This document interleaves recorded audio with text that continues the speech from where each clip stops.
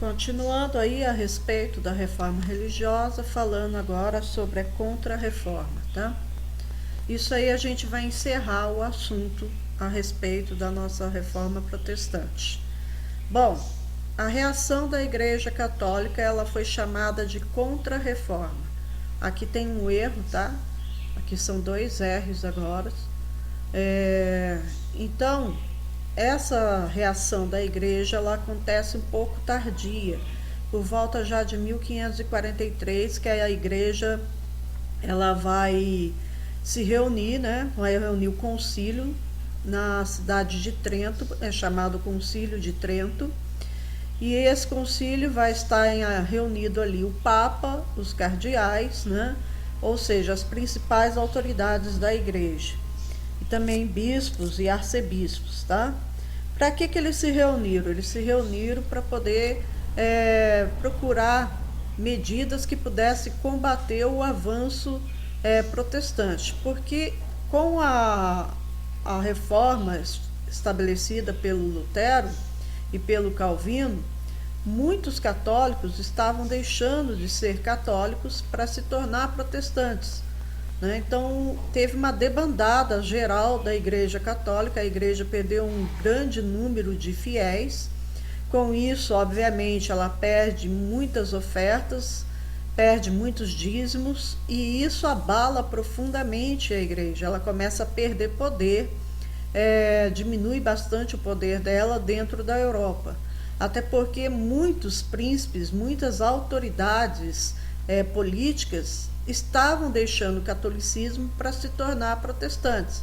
É o caso, por exemplo, de Henrique VIII, né, na Inglaterra, que deixa de ser católico e deixa de dar proteção à igreja católica dentro da Inglaterra e se torna anglicano, né, cria a igreja anglicana, se torna anglicano, confisca os bens da igreja católica lá na Inglaterra, né?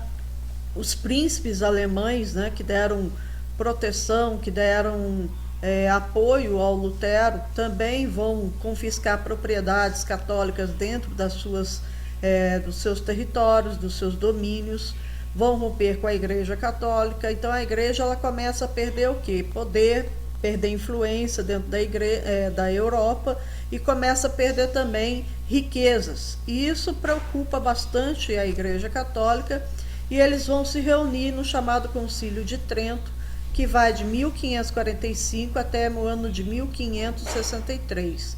Não foi um período o tempo inteiro, tá? Foi um período intermitente, ou seja, teve períodos que eles suspendiam as reuniões, voltavam para os seus locais de origem, depois retomavam essas reuniões quando achavam necessário. Dessas reuniões, eles debateram muito sobre vários contextos, né? Sobre várias teses de Lutero, sobre as teses de Calvino, e procuraram uma forma de estar combatendo esse avanço protestante. Dentro das discussões deles, eles chegaram a uma conclusão, né? Chegaram a um consenso.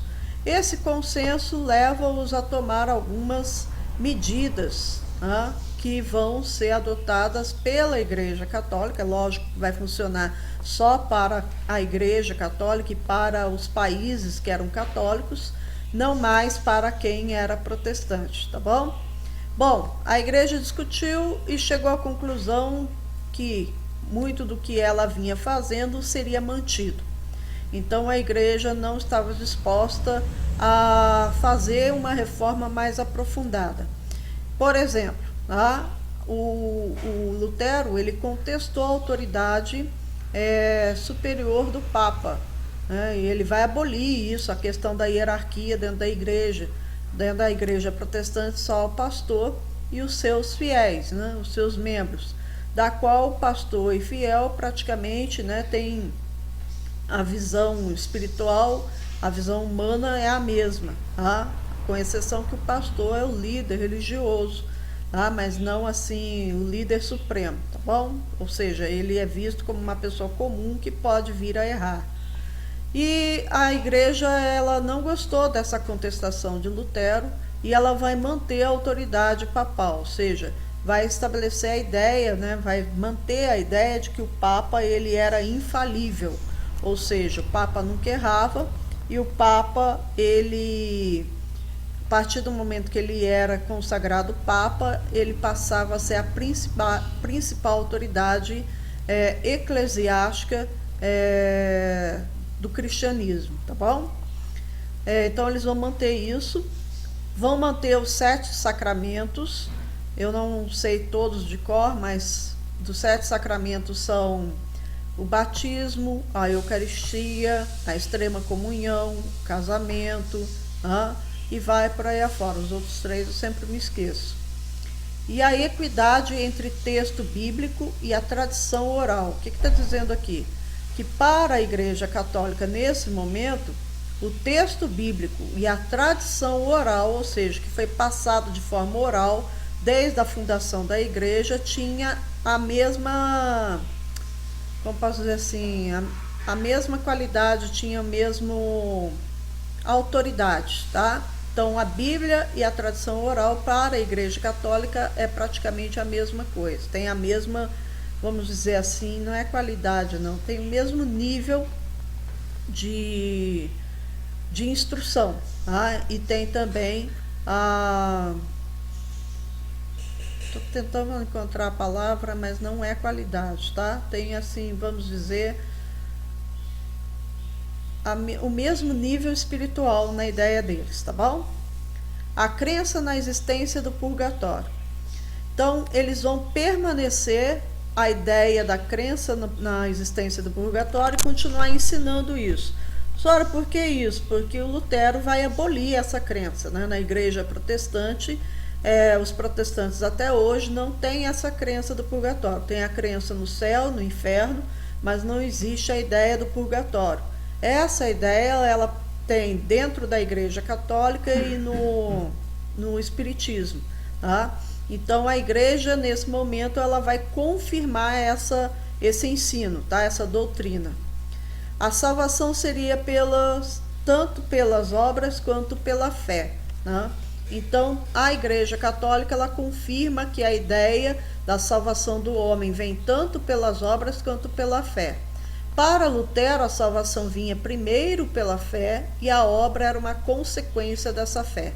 Fé em quê? Que Jesus é o único e suficiente Salvador. Tá? Então, Lutero ele inverte as coisas aqui. Ele põe a fé primeiro e as obras é uma consequência.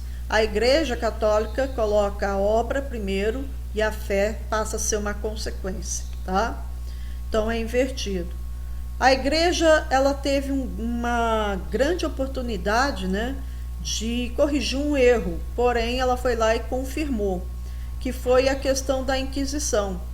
A igreja, a Inquisição começa por volta do século XII, XIII e vai até o século XIX. Nesse período, a igreja podia ter visto a Inquisição como erro, mas ela não fez, muito pelo contrário, ela confirma a Inquisição. A Inquisição, gente, era aquele tribunal do Santo Ofício, onde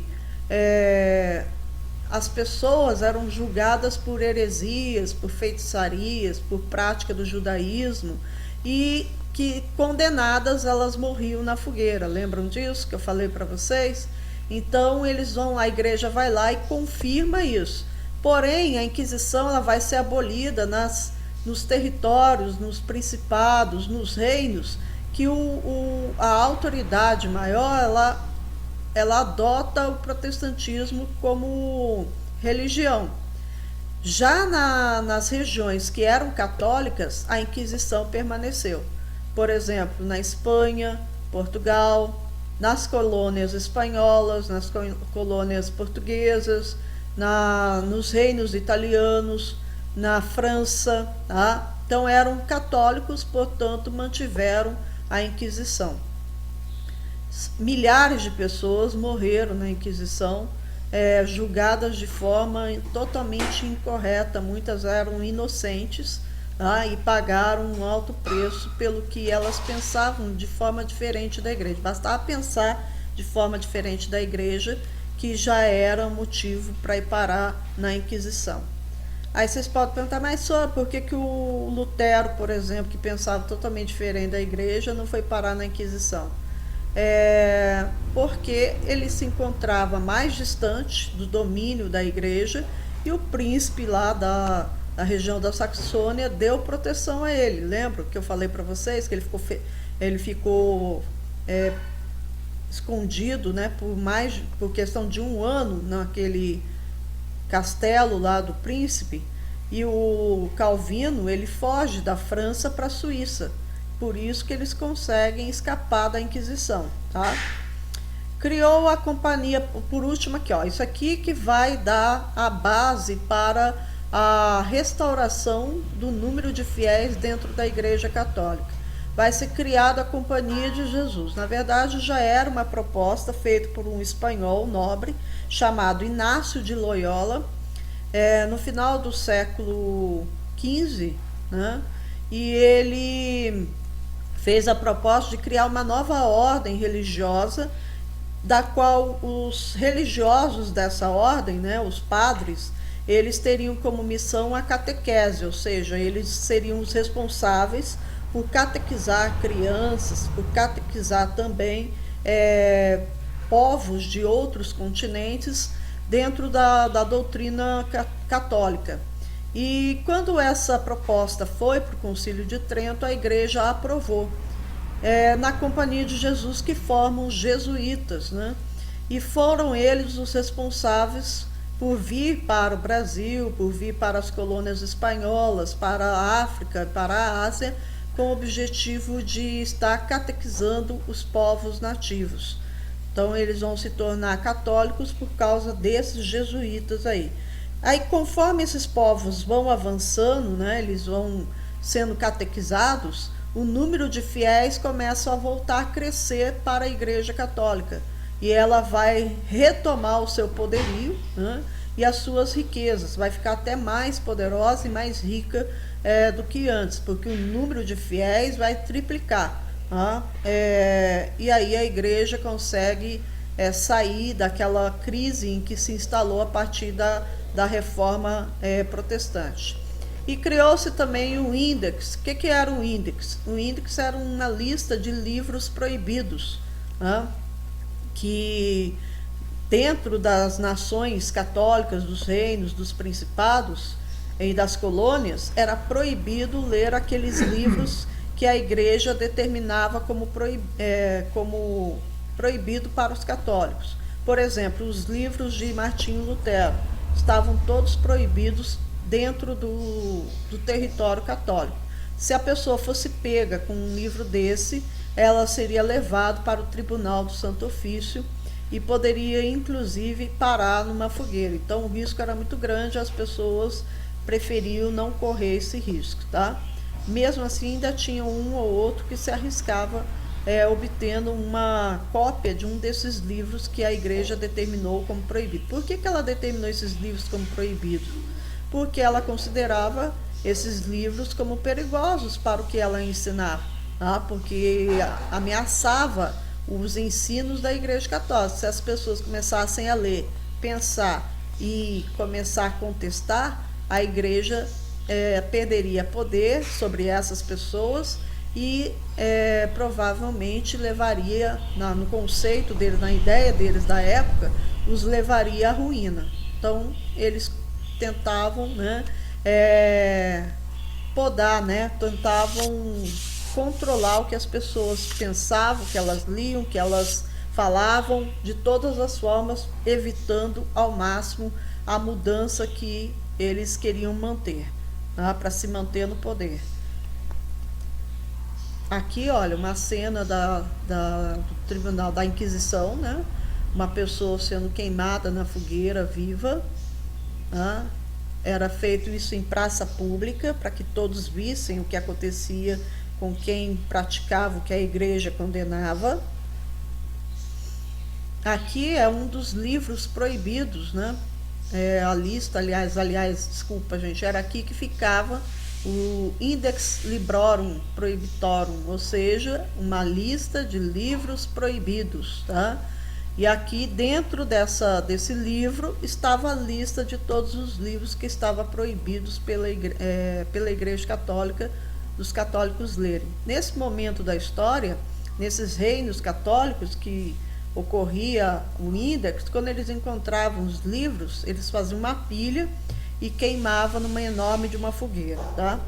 Era a queima dos livros. Isso depois foi praticado pelos nazistas na Segunda Guerra Mundial, tá bom?